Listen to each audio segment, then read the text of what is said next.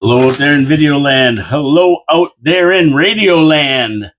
Are we all tuned in here? Everything looks to be go. My name is Paul Lemire. This is Your City, Your Voice, coming to you live from downtown Niagara Falls, Ontario, Canada, in the studios of 4680Q Skynet, Cyberdyne Systems, division of Skynet, taking over. That's right, it's here. 4680Q, Meteor Crater, downtown Niagara Falls. How can you go wrong? Look at this day out here. Another beautiful warm day. It's a little bit humid out there, and it's also going to rain. You can feel it. You can feel that it's going to rain today, but guess what? We're there. This is it. A little bit of rain. Your grass is going to go crazy. Your plants are going to go crazy. Everything is going to go crazy, and yesterday was fantastic. My backyard thermometer said like 86 degrees, if you can imagine that. I mean, that's jumping from one realm to another. But it just means more work. Everything around the house has got to be done for the summer and everything else. That's all it needs. Today rain, so I guess we need that spring rain. Anyway, it's been a little bit dry, so it'll be good for the plants and all that. And speaking of what a day, don't let this day get you down because your car is broken down on the side of the road. That's right. Let's talk about our sponsors. Wild Bill's Auto Repair and Body Shop, Pete's Pizza on Victoria Avenue, and Hamel Machine Company. Of course, we get to this nice weather. The kids get antsy. They want to go here. They want to go there. The weekends are beautiful. Come on, Daddy. Let's go to the beach. Well, guess what? You don't want to break down. That's a big nightmare. So what do? You be proactive. Take your car to Ken Hunter at Wild Bill's Auto Repair and Body Shop. Get him to give you the free spring checkup. He's going to check all your systems, your brakes, your fluids, your air conditioning. He's going to make sure your car's safe and running tip top. And that's the way you want it for the summer. You don't want breakdowns. You don't want to have problems. You want to just get your car started up and go. And you feel secure that you don't have to worry about it. You've been to see Ken Hunter at Wild Bill's Auto Repair and Body Shop. And you get in a wreck, don't worry about it. He's got a full body shop there. He's going to take care of you. Bring your car in wrecked, send it out in showroom condition. You'll be so happy. Your car will be happy. I'll be happy. Everybody will be happy. Support our sponsor, Wild Bill's Auto Repair and Body Shop on Oakwood Drive, right next to the Kia dealership. Support all our sponsors. They support the city. They support the show. Thank you very much for your support. And also, at the end of the day, you want to hit the subscribe button. Come on, hit that subscribe button down here. Hit the notification button. Every time I drop a video, you're going to get it. You can catch the video on Rumble. You can catch the video on X. Everybody's looking at the video. Everybody wants to see the video, see what's going on, what's happening in Niagara Falls and around the world, because that's what we do here. That's what we do here, engaging talk radio. That's what it is. Wild Bill's Auto Repair Body Shop. Don't forget to support our sponsors and subscribe to the show. Viewer comments. Not too many comments. I had one comment. I guess nobody disagrees with me, which I like. But I like it when people disagree with me, too, so we can hash it out. But the only comment was from At Your Personality Shows. And they said, hello from Chippewa. And I'm going, hello there, Chippewa. How you doing? We love our people in Chippewa. We love our friends over the bridge. And a lot of them do listen to the show. Some don't like what I say, but they listen to it sometimes. Thanks for tuning in, and thanks for the comment. I appreciate it. Comments are always welcome, no matter what the subject is. You give your comment, I'll get it on here, and I'll talk more about it. And we'll get the views of the people. Your city, your voice. Let's hear your voice. Come on. Okay, let's start in Port Colborne this morning. The beautiful city of Port Colborne. They're really building that up now. They have these Viking cruises going through, and these Viking cruises roll through the city. Stop. There's people wandering around by the canal. A lot of people hop on a bus, Gus, and they come to Niagara Falls to go to the casinos and see the falls. So really, really important stop along the way, and it's really great that Viking cruises, and there might be another cruise line doing it too, are doing this. And that's what the one thing that Stan Cho, the Minister of Tourism, wants to do. He wants to double the tourism to the Niagara region. And part of that will be, of course, Niagara Falls and all we have to offer, wine country, Niagara and the Lake, and places like Port Colborne. that are building a really good community along the Welland Canal and starting to get tourists going through there and stopping there. But that's not what I want to talk about, although that's good. I'm glad to see it for Port Colborne. What I want to talk about with Port Colborne is the uh, the new lithium ion separator battery plant that was announced last year. So there's news from that. This plant is going to be the first of its kind in Canada. Honda bought into it as well. And just so you, in case you don't know what a separator is, let me have a glass of water, a drink of water here before I tell you what a separator is. Okay. A separator is a microporous polyolefin sheet that prevents a battery's anode and cathode from contacting one another, positive, negative, but that's not usually good. It would cause a short circuit, actually, if they did contact each other, enabling lithium ions to pass back and forth during battery charging and discharging.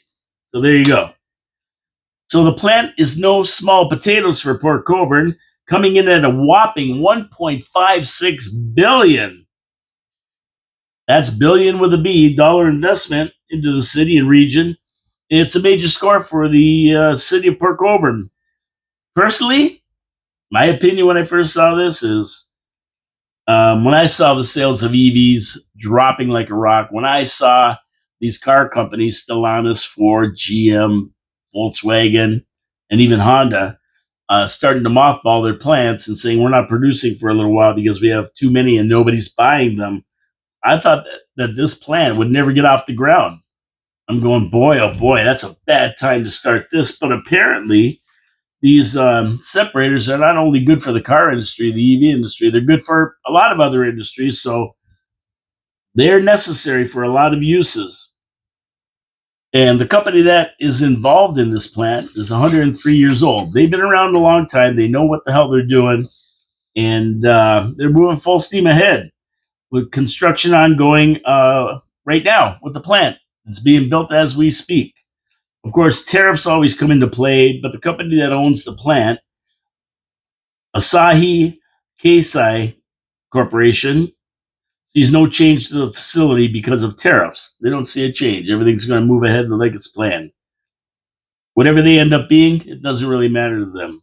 We do not anticipate any changes to the facility's phase one scope, and the impact of tariffs and other potential government policy changes will continue to be managed by being flexible. That was a statement from the company. Meanwhile, the company is looking ahead to when it can start production, which means hiring employees to work in the plant. And it's going to hold an open house today from 3 till 7, I believe, that will include information about job opportunities. Now, Honda invested $417 million, or about 25% stake in the company, looking for the company to supply many automakers around the world with what they have, including Honda. Construction on the site is on schedule. If you're looking to apply for a job, you can go to ak-bsc.ca/careers to see what positions are available. So yeah, if you want to look, go look. Maybe you scoot out to Port Colborne today and see what they have to offer. As well, they're having an open house today. So at the Vale Health Center, if you don't know where that is, you go up 140. Instead of making a left or right at Highway 3, you go straight ahead. The Vale Center's on the right-hand side. Been there many times. And it'd be interesting to see what they're offering. And they are looking to attract people from Niagara Falls to work there. I have to wonder if we were even at the table for this project ourselves in Niagara Falls. I mean, it's great they went to Port Colborne. Congratulations to Port Colborne. Where the hell were we? Where was our guys? Where were our economic development? Who's that? Filicetti? Serge Filicetti? Isn't he the guy? The economic development person? The innovation hub? Is that where he gets his money from? I don't know. But I don't know. Maybe that's what he's concentrating on. So open house 3 to 7, Elizabeth Street in Port Colborne. You can go look, see if you can get a job. They're looking for managerial positions and workers and everything else. Um, our city, well, it doesn't have to do with tourism. They're really not looking, right? It's the way they work around here, Mayor Jim. It doesn't have a camera rolling. He's not interested. So there you go. There you go. You got an opportunity. Get down there, see what's going on. You need to. You probably can get a job down there. So, I mean, it's a little bit of a drive, but you know what? If they're good paying jobs, which we're hoping they will be, what the heck, right? What the heck? So I want to thank Dave Johnson, a Welland-based reporter with the Welland Tribune, for the interesting article. And while I'm on the subject of jobs and that kind of thing, I told you guys that I was going to go down and talk to the businesses along the street and just see how this University of Niagara Falls is helping out anybody, if it is at all. I haven't had a chance to do that, but I was at TAPS yesterday and about the Rick Rose event we're having, the street dedication, and I saw 6 students walking down the street from University of Niagara Falls. So I went up and I asked them. I stopped them, and they thought, "Who's this weirdo?" They weren't sure what I was up to, but I told them, I do a show, and I just wanted to ask them how they're liking it here and how they're liking the University of Niagara Falls, and they were all positive. They said it's fantastic. We're taking a Master's of Business course, and they really like it. They're doing good. Great place to go, and so they were talking really positive about it. So there you go. Now, I never had time to ask them where they live, or that kind of thing, because I'm not sure where all these students are living that are here, but they're living somewhere for sure. And they were down by TAPS, and I just got to find out more about if they're supporting the businesses down here and that. And I'm going to take a walk one day, report back to you guys. But there you go. There's some students I talked to, and I'm going to go right down to City Hall and sit with these guys. They're sitting out there usually at noon. They're out of their classes, noon, 1 o'clock, and I want to talk about them. So we'll see. We'll see. I want to talk to them, see what they have to say about it. So I'm going to mention an evil word. Don't get mad at me. Taxes. Taxes. The evil word levied on us from all realms of government, municipal, regional, provincial, federal. And I think they're probably going to have to go up in future years and coming years in the Niagara Falls area and region, Niagara region for sure. The infrastructure we have is failing and failing bad. It's old, it's decrepit. Yet they can't keep up to fixing it. And case in point is the government always considers raising taxes to repair this stuff. They never think of cutting. They never think of finding efficiencies. They just think of spending more. So if we roll down that lane, we're going to see what they're talking about when it comes to the water treatment plant. And we don't have an Elon Musk to find $1,000 for every dollar that they spend of savings. We just don't have somebody there looking at efficiencies. It's spend, spend, spend. But the problem is the region's broke. And the Niagara Falls Water Treatment Plant has run afoul of federal wastewater system regulations for the second time in more than a year. And that's something our local watchdog, Mike Cushman, has been talking about. He's been sending me a lot of information about these tests and what they're doing to fish, and that they're way over government limits for it. And he's been really, really watching it close. Thank you, Mike. So in the paper today, he's been talking about this for a long time. But they took a discharge sample on April 26th, and they tested it, and it killed 80% of rainbow trout in a lab tank. So they took a sample, poured it in the tank, let the fish swim around over a 96-hour period, 4 days. Right? 4 days. Is that 4 days? 96? Yeah, that's 4 days. A mortality rate of 80% for those rainbow trout. And a mortality rate of anything over 50% is considered non-compliant. And I'm going, hell, 50%. So you throw water in a tank with fish, and 50% of them die in 3 or 4 days, I think the percent should be zero or as close to it as you can get. Half a fish or something. So if the water's even killing one fish, what's it doing to us? Now, a Region of Niagara staff report after a similar finding in 2024 said the discharge failures are due to the dilapidated condition and mechanical issues with existing equipment. This is nothing new, folks. We've been hearing this for a while. The equipment's over 50 years old, some 60, at the plant, and they're talking about the plant on Stanley Avenue. Regional Chair Bradley said that this is what you can expect when you keep postponing the allocation of the appropriate levels of funding to upgrade our infrastructure. So you can see where this is going, right? And yeah, we have no problem spending millions, sending millions to the Ukraine, billions and that, but we don't even have money to fix our own systems. And I mean, the region raised our taxes 9.6%. They raised water rates last year, so you can look for a 10% increase on water rates for the next 20 years or something. They got to pay for this. They got no money, and they want to put a new wastewater treatment plant in Niagara South. Where are they going to get the money from? The only way to fix it is money. They have to upgrade all the plants and make them so that they can operate more efficiently and, more important, safely. Well, the results. The results of not fixing stuff is these discharges that kill fish.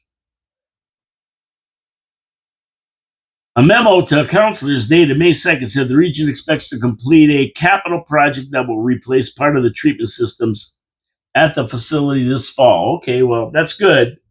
That's good. But anytime they say the region will facilitate that or anything like that, you know what that means? That means that at the end of the day, what's going to happen? Your taxes are going up. That's what it means. It always does mean that. It means your taxes are going up. Now, they hit us with a 9.6% last year, plus whatever it was on the water and wastewater. I can't remember exactly, but it was an increase. And they're going to have to do that for the next 20 years. So we're going to get clobbered. And the only way they're going to cure it is for us to pay more, or them to cure their wasteful spending habits, which we haven't seen them do yet, not even close. Now, we have a $400 million plant in Niagara South that has to be built. I mean, this isn't maybe it should get built, we should need it. We need it, and we need it now. And they don't have $400 million. And according to John Ringo Beam, who always messages me when I say $400 million, he said it's probably going to be $800 million. That price is doubled by now, if not $1 billion. So by the time they turn a shovel in, now we have the hospital being ready to go in 2028. We have all the infrastructure and all the building around the hospital. The city's growing to the southwest, Taylor Road, Garner Road, and out and west to Thorold. That's where we're going, and south towards Netherby Road and Ridgeway. That's where everything's growing. And the new treatment plant is going to take into account everything south of Lundy's Lane to the city boundary. Wherever they're building, it'll be going to that one. And then the Stanley Avenue one will take everything north of Lundy's Lane. And so right now, they don't have anything south of Lundy's Lane, so they're in a pickle. When that hospital opens, if they don't have a treatment plant, everything is going to have to be pumped to Stanley Avenue. And Stanley Avenue is done. It can't handle it. That's how important this is. So you want to see more of these discharges and more fish being killed and contaminating our water? Well, that's where it's going to come from. That's what's happening. And we need the money to build this new one. It's going to be on Grassy Brook Road on the Welland River, I believe. So these discharges are not fun, they're not funny, and they shouldn't be happening, but unfortunately, the region don't have the money. And understand that new plant is not going to replace Stanley Avenue. They're not going to mothball it. They're going to have to fix that up too, because we need both of them. Ron Tripp, the region's CAO, said the new plant for South Niagara is much needed to relieve the pressure on the system and accommodate growth predicted for the city in the coming decades. And yeah, they're talking about Niagara Falls growing to 150,000 or something. We're already at 111,000 from about 80,000 7 or 8 years ago. They're bringing people in like crazy. These goofballs want to bring up to 100 million people in. And you know where they all end up? Here. So, I mean, they got to get this done. It's got to be done. We need the money. They got to fix the Stanley one. They got to build this new one. Where they're going to get the money, I don't know. Unless the provinces and feds kick in. But either way, look for our wastewater and water rates to go through the roof. I mean, it's inevitable. We can't sidestep it. Either way, it's going. Either way, we're going to get hammered. But we do need that one, and I think it's going to be a bigger problem than just a couple of discharges into the Niagara River. It's going to be some major problems with all kinds of things if we don't get on the horse here. So crazy. That deadly word, taxes. Taxes. Another deadly word. Speaking of taxes, here's another goodie for you. But first, I'm going to get to my second sponsor, Pete's Pizza on Victoria Avenue. I like pizza, right? I mean, how many times do I have to say it? And I don't go to a lot of places for pizza because I'm a pizza snob. I like pizzas that are done right, made right. It's an art, cooked right, and are consistent. Consistent. That's Pete's Pizza on Victoria Avenue. Every time I go there and get a pizza, it's good. They use the Mancini family recipe for the sauce, Mancini family recipe for the crust. Been around for 40 years, started in St. Catharines at the first Pete's Pizza 40 years ago. That's what they use. And they really do have it down to a science. They got it down to a science. They mix the sauce just right with the cheese. They use Saputo mozzarella and brick cheese blended. Perfect. Cornmeal on the crust. Cook it just perfect on that beautiful, beautiful Mancini crust formula. You can't go wrong. It's a great pizza, but they're not a one-trick pony. Wings, out of this world. Panzerotti, fantastic. Steak and cheese poutine, great. You name it. They got a full menu. So many things on it. You're going to find something that you like there. Pete's Pizza on Victoria Avenue, 905-374-2222. Or you can order by going to petespizzavictoria.ca, or they use Skip and all the other stuff. And they're open till midnight during the week and till 2 in the morning on Friday and Saturday for your convenience. How can you beat it? Get down there to Victoria Avenue, Pete's Pizza, Victoria Avenue. Tell them Paul from Your City, Your Voice sent you. They'll be happy. I'll be happy. And thank you so much for supporting our sponsors. We really appreciate it. Okay, speaking of taxes, they call taxes all kinds of things. But the bottom line is, anytime they take money from you for something, the city, it's a tax. Let's face it. Whether it's speed cameras or parking. Well, you hate getting parking tickets. Well, the city of Niagara Falls has made it easier for you to pay the parking tax and avoid a ticket. It's called Pay by Phone, a cashless parking app that you can get on your phone, and it's an additional option to the current digital parking payment system. So now you just go on your phone, get that app, Pay by Phone, and away you go. How does it work? Well, you download the app. You can use it to pay for parking at 50 different parking locations around the city. And it also services the 14 million tourists we see a year in the falls. So they can get the app and use it as well, which is pretty cool. The app is also available in 11 languages. So the people that don't understand English can participate and understand they got to pay. You got to pay. Just because you're from somewhere else, you still got to pay. It doesn't matter. Users can extend parking sessions remotely.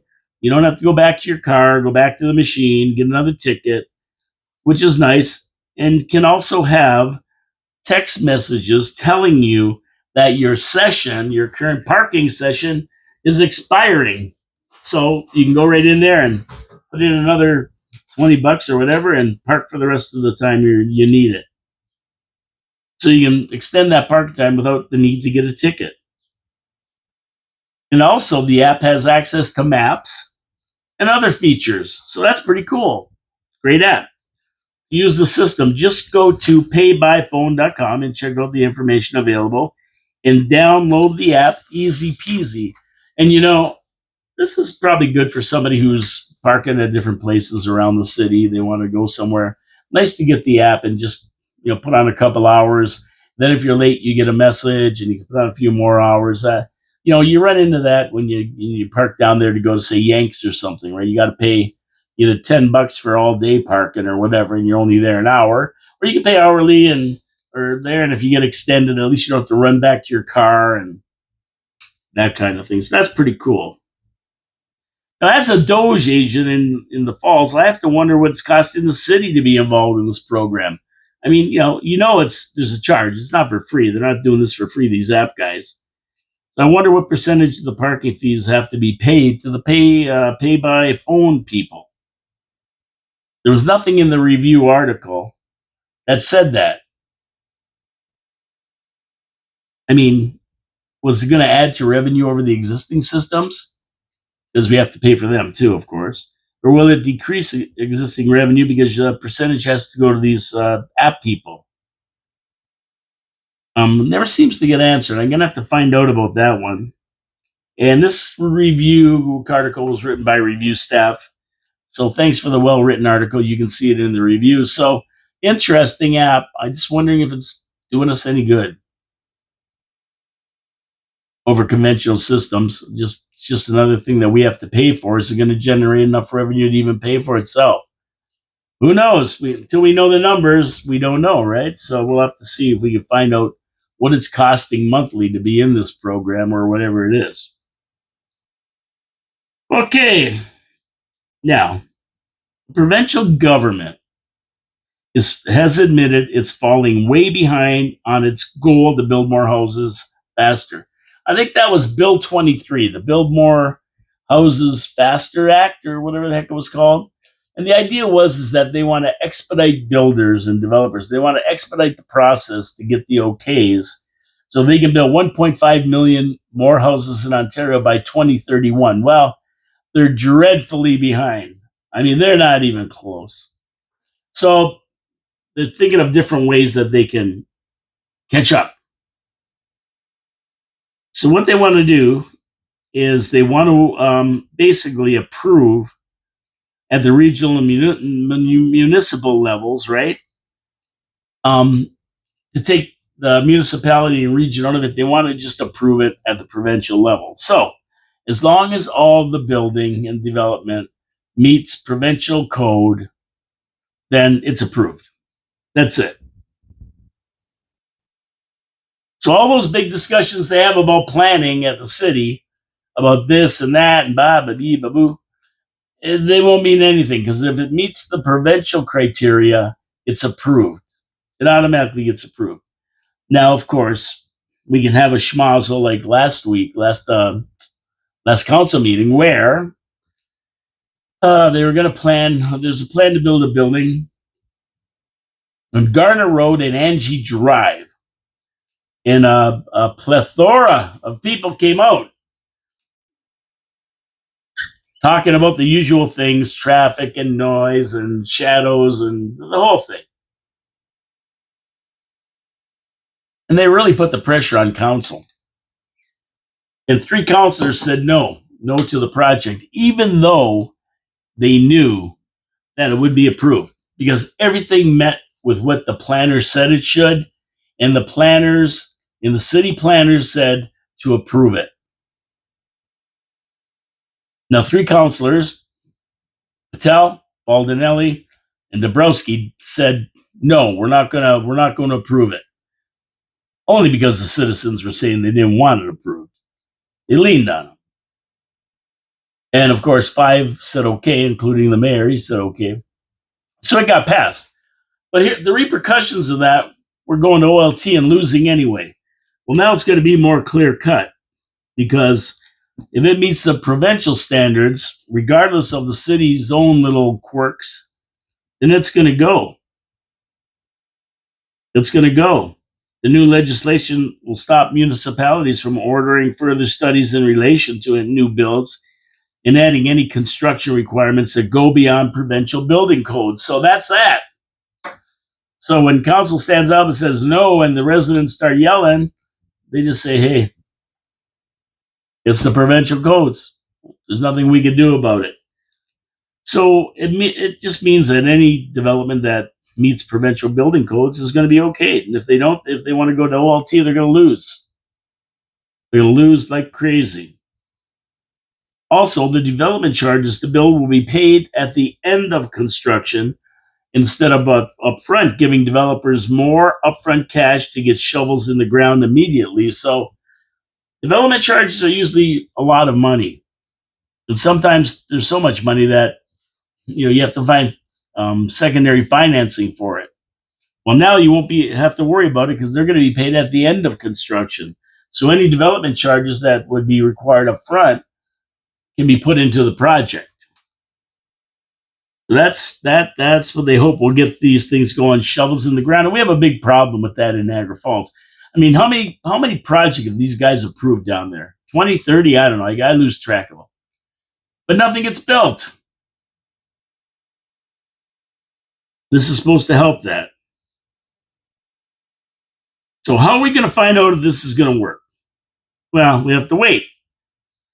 We have to see if these new rules quicken approvals. And the ones that are approved, maybe now that they don't have to give the development charges up front, maybe they'll have a little bit extra cash to get it going, because we saw what happened on Stanley Avenue where they just ran out of money and the whole project had to be put in receivership, and it sat there for 2 years. And I think finally some work is going to get done on it. So it comes down to money, and interest rates went up and they got schnookered. So it's going to certainly put a new twist to the city council meetings when developers come hat in hand to get projects approved. And basically discussions like the one we had last week are going to go by the wayside. It's not going to happen anymore. That's it. And if anybody wants to appeal it to the OLT, the homeowners or whatever, good luck. I mean, if it follows all the provincial guidelines and our city planners said yes, you're probably not going to beat an OLT decision. That's the way it is. So it's going to happen whether you like it or not. And 9 times out of 10, though, it does happen whether they like it or not. I remember the one down on Dorchester Road. They had a big street party last summer about it, and they're going to fight and blah, blah, blah because of an apartment building they're building there. And it went through. It went through. They lost the battle. That's what I heard. So it's just the way it goes. Just the way it goes. Okay. Let's go down south for a minute here. No, not Chippewa. That's south, but we're not going to Chippewa. It looks like the trade talks between China and the U.S. are coming along nicely, which is great news for everybody. You saw the markets take a substantial jump just at the word that they're going to negotiate something good. And they're talking about a 90-day pause on tariffs. And hopefully in the 3 months that they're paused, they can get something done. Look at this spaghetti mobile. Wow. Spaghetti. Both sides have temporarily rolled back for 90 days, and trade talks continue. So U.S. Trade Rep Jameson Greer says the U.S. agreed to drop the 145% tariff down to 30%. So he's dropping it like 115%. Well, China agreed to lower its rate by the same amount, to 10%. So this is really good news because China's the one that's taking it on the chin. They're really taking it on the chin because at the end of the day, they have docks piled up with goods they can't move. Factories are closing. People are getting laid off. They're losing their jobs, and there's millions of them. Oh, she almost went for a flip on her keister. I love it watching out the window here. It's wild. So anyway, guess what? They're going to start moving some of this stuff, I guess, which is good news because they're in bad shape, China. It's not the United States that is suffering because of China. It's the tariffs that The United States slapped on China. Now nobody wants their goods. They have nowhere else to sell it in the world. So they're hurting bad. There are people on the street protesting. They're talking about Tiananmen Square again. So it's really, really good, and the markets are responding favorably to it. And this is great news for Xi Jinping as the natives get restless in his hometown. And they need to get back to work, get those stocks cleared, and get their products out, and these factories make money. Now, President Trump said the tariff reduction didn't apply to autos, steel, or aluminum, or the potentially upcoming import taxes on pharmaceuticals, drugs, that kind of thing. And also add to that, on day 91, if a permanent agreement isn't reached, tariffs would go up again and substantially higher than the 145 and substantially higher than the 30%, but probably not to 145% again. So this is all looking good. I love it. And I'm glad. And I'm glad that they're getting this all settled because it's not good. Not good for the markets. So this is good news all the way around. This is very good news.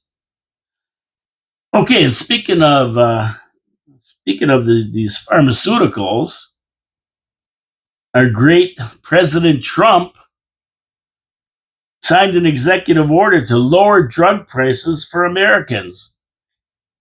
And he's taken on Big Pharma, telling them, no, no, no, no, no. We're not paying it anymore. We're not subsidizing favored nations. So what happens is that nations that don't have a lot of money, they get charged a really low rate for drugs for their people. Whereas have countries like the United States get charged tons of money, and that money is subsidizing what they're losing on these other countries. And Trump's saying, no, we're not paying that anymore. What we're doing is we're paying favored nation prices. Now, I'll give you a really good example.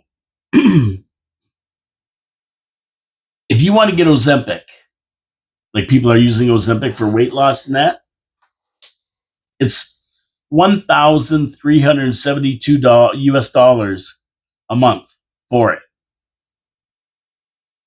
In England, the same product is $88 a month. 1,300 versus 88. You figure it out.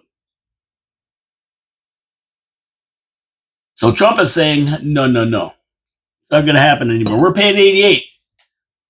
We're not subsidizing these countries anymore by paying 1,000 times what it's worth. We're paying 88. That's it. You don't like it, then we won't buy it.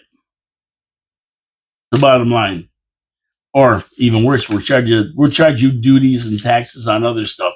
We'll tariff you on other stuff that you'll wanna drop it. So that's what's going to happen. He signed the executive order. He's not subsidizing other health systems. It's going to drop the price of drugs substantially in the United States. They're coming down. They're making drugs affordable to those people that don't have any means to afford the drugs and don't have a plan to be able to pay for them. Whatever they are doesn't fall under Medicare or Medicaid. So this is good news for the drugs. We don't worry about in Canada. We have pretty cheap prices for drugs, really. But it's going to drop them in the United States. And those people, you always hear them complaining about the cost of drugs, prescription drugs, and that kind of thing. And they're going up all the time. Not anymore. Not anymore. Trump's doing it for the people. Now, the other thing that Trump did that I saw today was that he he had an offer from Qatar to give him a brand new 747-8 plane, all done up. They would just give it to you. It's a gift from our country to yours. And of course, Air Force One is decrepit. It's 40 years old. They've been waiting for Boeing to build a couple of new Air Force Ones since Obama was in. and they just been dicking around and playing with prices and gouging the government. And they're not going to be ready till 2027 or 2028 now. So Trump just said, "Yeah, we'll take it." So he got himself a beautiful $400 million plus a 747 at no charge. And of course, liberal heads are exploding on this one. They're saying Trump is consorting with the enemy and blah, blah, blah. He's not allowed to take free gifts. He's going, I never took anything. It's for the government, not me. It's Air Force One. And it's for the Department of Defense. That's who buys and runs Air Force One. And so so they're freaking out, saying they're going nuts. And Trump's going, listen, I played golf. I used to play golf with Sam Snead. And when you play golf, if you're like 2 inches from the hole, it's called a gimme. They just give you, take your ball and go to the next hole, right? So he says some people, they don't take it. They putt it out, they miss, and then they miss and they got to putt again. And their teammates are going, why don't you take it? They said it's a gimme. And he goes, when you get a gimme, take it and go to the next hole. Don't even question it. And that's what he said I did. They said, you want to play? And I said, sure, it's brand new, better than the 40-year-old plane they got now. And the government will just wrap it all up, check it out for bugs and that kind of thing, any spy devices. Then they're going to throw in all the avionics and all the anti-aircraft deceptors and every other system they got on there. It's high tech, man. But once they get it done, it's done. And I'm telling you, this thing is it's got chandeliers in it. The 747 is big, but when you take out all the guts, all the seats and everything, it's friggin' huge. Just a beautiful plane. Here, take it. It's yours. Thank you very much. And they got this plane. So now they're going to fix it all up, and that's going to be Air Force One. And then once Trump gets out of there, at the end of it in maybe 2029, he's going to open up his own presidential library. And when he does that, Air Force One will be in it. Yeah, like the 707, I think that Reagan flew on, or somebody flew on, Kennedy maybe, or one of those guys in their library. It has the plane in it. Well, he's going to have this plane in it. You'll be able to walk through it. This is really, really cool stuff. But they're going crazy. They're yelling and screaming about it. And yeah, I just don't get it why they're so upset about it. I mean, this is free. It's not costing the taxpayers a dime. He just saved the taxpayers $500 million, maybe more. These new Air Force Ones are going to be, gosh, I think they wanted, I don't know, a whack of money. Trump knocked the price down by a ton. When he got there in his first 4 years, they still hadn't been built. They never got built by Biden, never got finished by Biden. Nobody pressed them. And now they're saying 2027, but too late. Trump's got a new one. And taxpayers didn't cough up a dime for it. Promises made, promises kept. There you go. Okay, let's go back to Canada here. And it appears the elbows up idiocy is taking over the travel industry. And I'm going to get to that in a minute after I tell you about my third sponsor, Hamel Machine Company. Machine shops are an integral part of any city's industry. And even though we've lost industry in Niagara Falls, there still are a lot of industries that need machine shops, because when something breaks, when they need something fixed, they don't have time to wait. They don't have time to wait. They've got to get it fixed, because time is money. When that plant shut down, they're losing money. So they got to get it fixed. And who do they turn to? Small machine shops like Hamel Machine Shop. Hamel's been around since 1948 doing this for local industry. And even when local industry come to a city, the first thing they say is, are there good machine shops around? Because they know they're going to need them. They have to have them. Hamel's the one that they use. And they service the wine industry. They service the big industries like Rich Products. They innovate. They take parts that are broken and make them better to save the company's time. They took agricultural products and made machines that harvest hydroponic gardens and farms. in record time, saving time, which saves money. That's what they do. They got a full blown crew down there of engineers, electrical engineers, graphic designers. They have 3D printers, you name it, water jet cutters, all the latest technology and equipment they've got.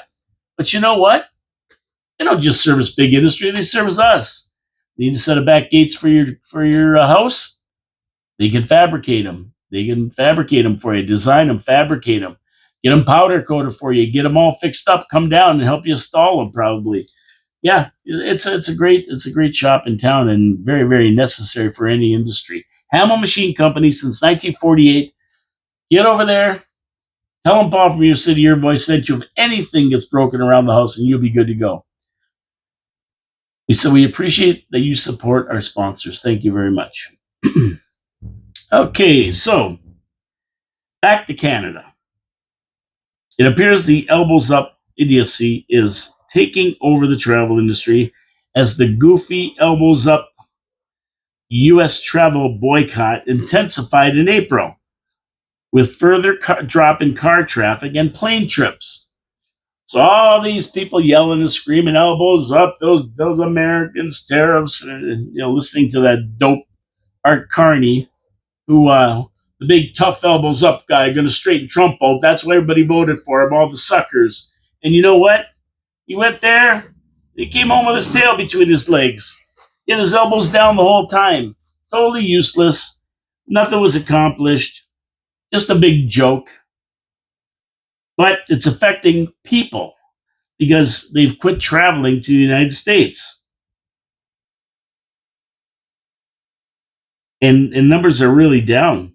New figures from StatsCan reveal the number of Canadians driving to the U.S. dropped by 35% in April as compared to a year before, in 24. And air travel numbers are down 20%. And that was a drop of travelers to the United States for 4 months in a row.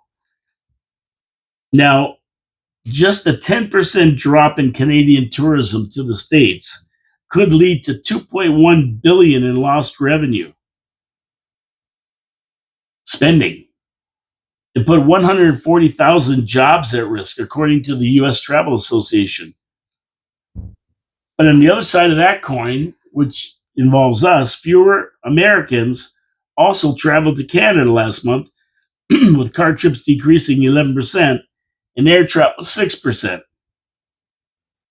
Now, as the tourist season ramps up in Niagara Falls, what does this mean for the city? Well, seeing as how Americans crossing the border make up about 30 to 40% of our tourist industry, a 10% decrease could mean a shortage of 500,000 people coming to Niagara Falls. Now, I'm not sure what effect that'll have, but seeing as the tourist industry is basically 120 days, June, July, and August, really, that's 5,000 people a day wandering around the city we're not going to see. I mean, it has to affect local hotels, the restaurants, and other businesses in the tourist areas. So as you have your elbows up, they also are putting their elbows up. And we could see a result of that elbows up from the United States in Niagara Falls. So all of you guys beating your chest, elbows up, America, and all that Trump, you know what? You may be affecting them, but they're also going to affect us. They have 350 million people to make up the slack. We don't. That's the difference. Now, stats said that Canadians have not stopped traveling, though. They are traveling. They just stopped going to the United States, and they're traveling more to places like Mexico. So they're still moving around the world, whether it's France, Mexico, South America, the islands. They're going places. They're just not going to the States. But I'm thinking that's going to be temporary. I think it's going to be temporary. Because it always happens as the snow starts flying, it starts getting colder, summer's over, people's minds start going on vacation. And one of the places they like to go, especially since it's within a drive, a couple day drive, is Florida. And you have a lot of snowbirds that actually have property in Florida. They go down to. So I don't think that by the time the fall rolls around, they're going to be so elbows up. They're going to want to get away. They're going to want to go and enjoy themselves in the sun. And they're probably going to head to Florida once the summer's over.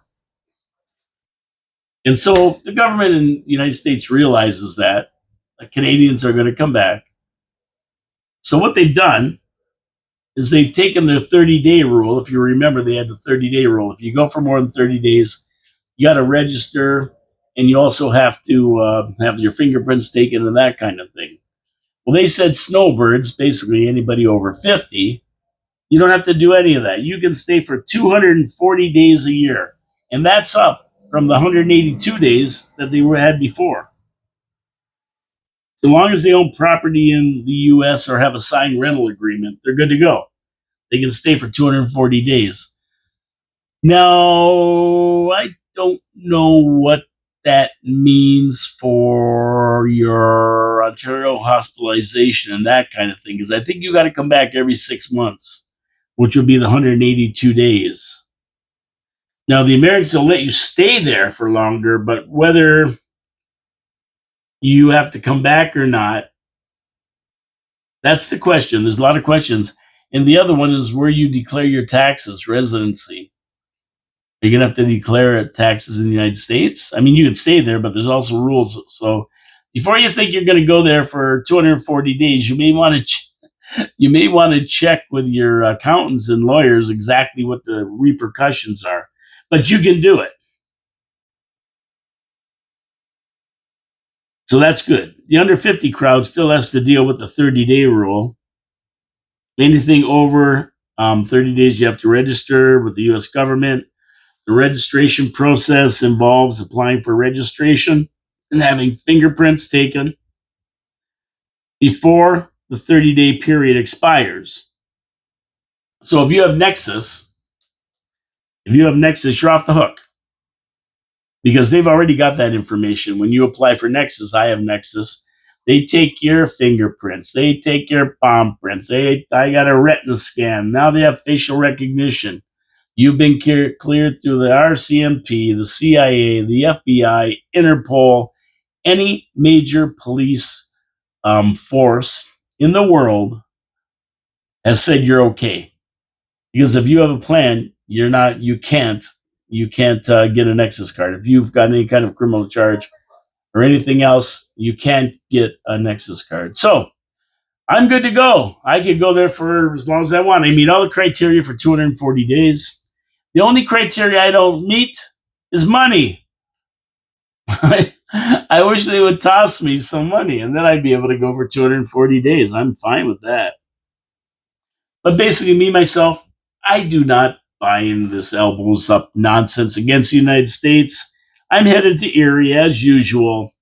I go there 2 or 3 times a year. I'm going to enjoy it with my American friends and the Patriots. And I know they'll be as happy to see me as I will them, since I don't have the inferiority complex a lot of Canadians have. And I don't also have that elbows up attitude. It's the stupidest thing I ever heard of. It doesn't make sense, but that's what they do. They go down there and they disparage the Americans. They always have. I mean, Canada's always had an inferiority complex. They're rich big brothers to the south who have everything. You know, they're sending rockets to the moon and everything else. They got it. We don't.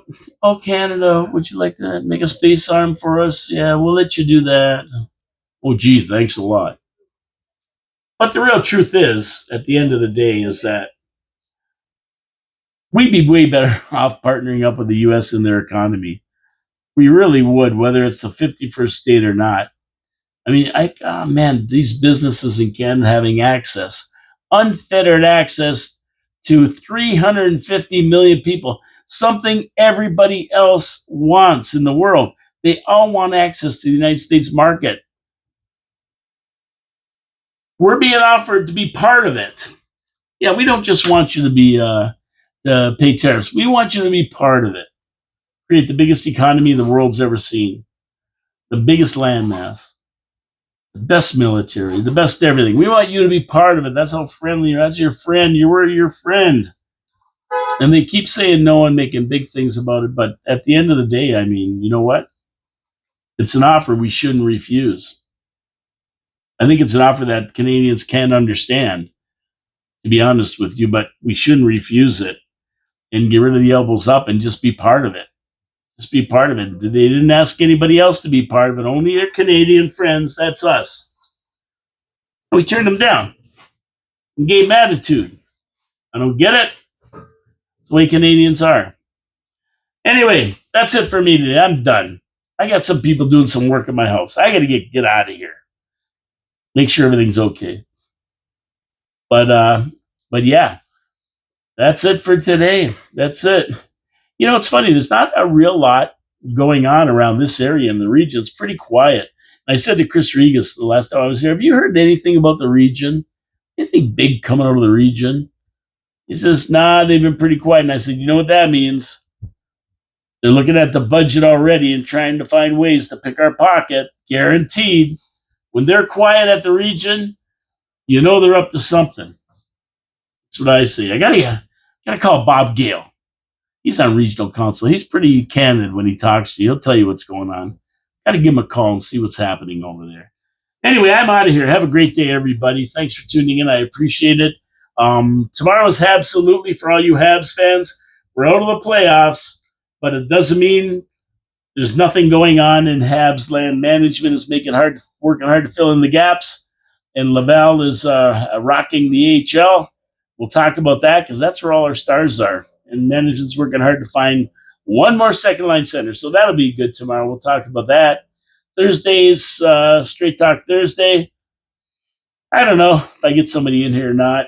I'll see what I got going on Thursday. Friday, Friday. And then we have the long weekend, Victoria Day weekend coming up. Beautiful. Monday, no show. Taking the day off. Starting to take these holidays. It's a long haul between holidays. And then towards the end of the month, I'm going to be heading to Erie for a couple of days. There'll be no show. So this is kind of a catch-up month for me. I've run straight through since last summer, basically. And without any days off. Taking any days off. Time to get a couple relaxing periods. It's a lot of work to do a show like this, even though you don't think it is. You got to do a lot of work. Anyway, we're going to do that, but don't worry. Next City Council meeting, May 27th. I'm going to get that in before I leave. I guarantee it. So have a great day, everybody. Enjoy the weather. It's so nice outside. I'm just going to go sit under the fan in the backyard and relax. That's it for me today. Support our sponsors, please. Wild Bill's Auto Repair and Body Shop, Victoria Avenue Pete's Pizza, and Hamel Machine Company. They deserve it. They support the show. They support the city. Support our sponsors. Tell them Paul from Your City, Your Voice sent you. God bless you all. Talk to you tomorrow on Habsolutely, or if you're not going to tune into the Hab Show, tune in on Thursday for Straight Talk Thursday on Your City, Your Voice, coming to you live from downtown Niagara Falls, Ontario, Canada, on the radio, in the studios of 4680Q, downtown Niagara Falls. And you know what?